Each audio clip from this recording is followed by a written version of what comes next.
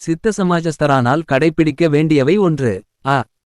அனுதினமும் அதிகாலையில் 3 மணி முதல் 5 முதல் 20 வரை வரையிலும், பகல் 12 மணி முதல் 2 முதல் 20 வரை வரையிலும், மாலை 6 மணி முதல் 7 மணி வரையிலும், இரவு 7 முதல் 30 வரை முதல் 9 முதல் 50 வரை வரையிலும் சமாஜக்காரர்களுடன் சேர்ந்து சித்தவித்தை அபியாசம் செய்ய வேண்டும். ஜெபம் செய்யும்போதும் மற்றும் கொள்கைப்படி நிர்வாணம் அனுஷ்டிக்க வேண்டும். ஜெபம் செய்யும்போது நேராக நிமிர்ந்திருந்து அடுத்துள்ளவர்களை பார்க்காமலும் அவர்கள் செய்வதைப் பற்றி சிந்திக்காமலும் சித்தவித்தையை அப்பியாசம் செய்ய வேண்டும். சித்தவித்தையை அப்பியாசம் செய்வதற்கு ஜெபம் என்று பெயர். சித்தவித்தையை அப்பியாசம் செய்யும்போது மிகவும் வினயமாக மேலும் கீழும் சமமாக பிராணாயாமம் செய்வதல்லாமல் யாதொரு விதத்திலும் வாயுவை தடை செய்யக்கூடாது. வித்தையினுடைய ரகசிய அனுபவங்களை சொல்லவோ கேட்கவோ கூடாது. வித்தையை அப்பியாசம் செய்து அனுபவம் வரும்போது வேறிட்டு ஒதுங்கி மௌனமாக இருக்க வேண்டும். வித்தையை கொண்டு யாதொரு விதத்திலும் சித்தாட்டம் செய்யக்கூடாது. அதாவது தான் ஒரு சித்தன் அபிமானித்து தான் சம்பாதித்த சக்தியை கொண்டு யாதொரு சித்தாட்டமும் காட்டக்கூடாது. வித்தையை அப்பியாசம் செய்யும்போது உறங்கக்கூடாது. வித்தை அப்பியாச சமயங்களில் வித்தையை அப்பியசிப்பதல்லாமல் மற்ற எந்தவித வேலையும் செய்யக்கூடாது. வித்தையை அப்பியாசம் செய்து கொண்டு புருவத்தியானத்துடன் ஒருவர் மேல்கதியடைந்து மரணம் அடைந்தால் சமாதி கட்டி அடக்கம் செய்ய வேண்டும். அப்படியன்றி அவருடைய ஜடத்தை சுட்டரிக்க கூடாது. 2. சித்தவித்தையை கிரகித்த சகோதரர்கள் யாரும் தனியாக ஆகாரம் சாப்பிடக்கூடாது. அவர் எப்பொழுதும் ஒன்றாக இருந்து சக்தினி சபீதி சட்டத்திற்கேற்ப சாப்பிட வேண்டும். சக்தினி சபீதி என்றால் ஒரு பாத்திரத்தில் உணவு பதார்த்தங்களை எல்லாம் ஒன்றாக கலந்து ஏகரிசியாக்கி அதை ஒரே இலையில் விளம்பி பரிமாறி அதிலிருந்து எல்லோரும் ஒன்றாகச் சேர்ந்திருந்து எடுத்து சாப்பிடுவதாகும். சக்தினி ஒன்றாக பானம் செய்வது அருந்துவது சபீதி ஆகும். விருந்தினரை உபசரித்த பின்புதான் தான் ஆசிரமவாசி சாப்பிட வேண்டும். மரப்புளி கடுகு தேயிலை தேநீர் முதலான வட்டை விட்டுவிட வேண்டும். காப்பியை டிகாக்ஷன் செய்து கஷாயமாக்கி வடிகட்டி உபயோகிக்கலாம். பொடி வயிற்றுக்குள் போனால் தோஷம் உண்டாவதால் வடிகட்டி உபயோகிக்கவும். 3.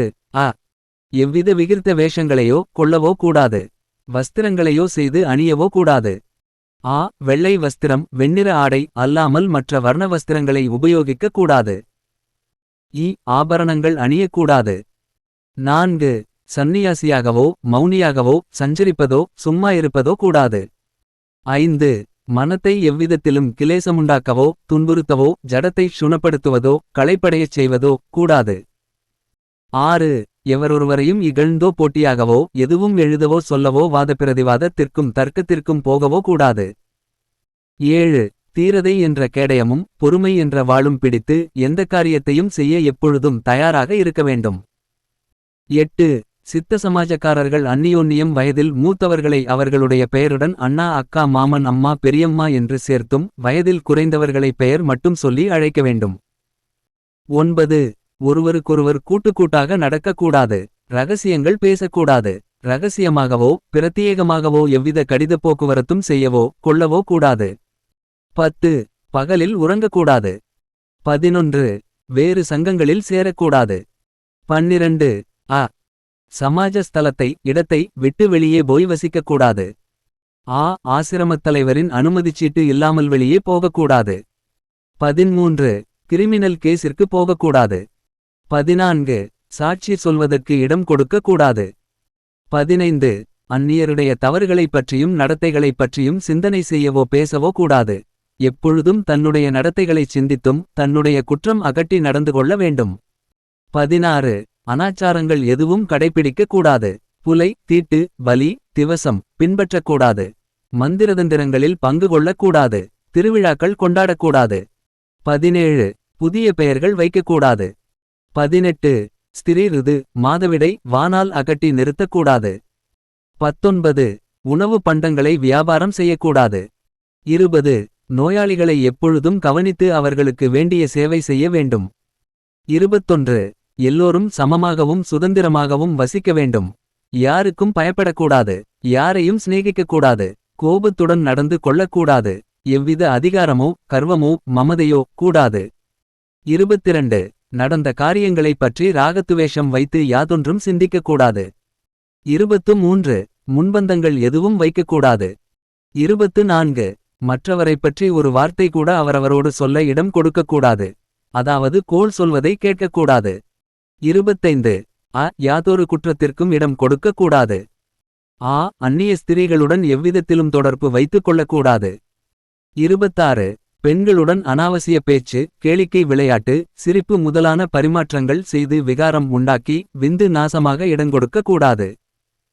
27. பெண்கள் ஆண்களுடன் அகண்யமாயும் பொருட்படுத்தாமல் தைரியமாகவும் நயமாகவும் சந்தோஷமாகவும் நடந்து கொள்ள வேண்டும். 28.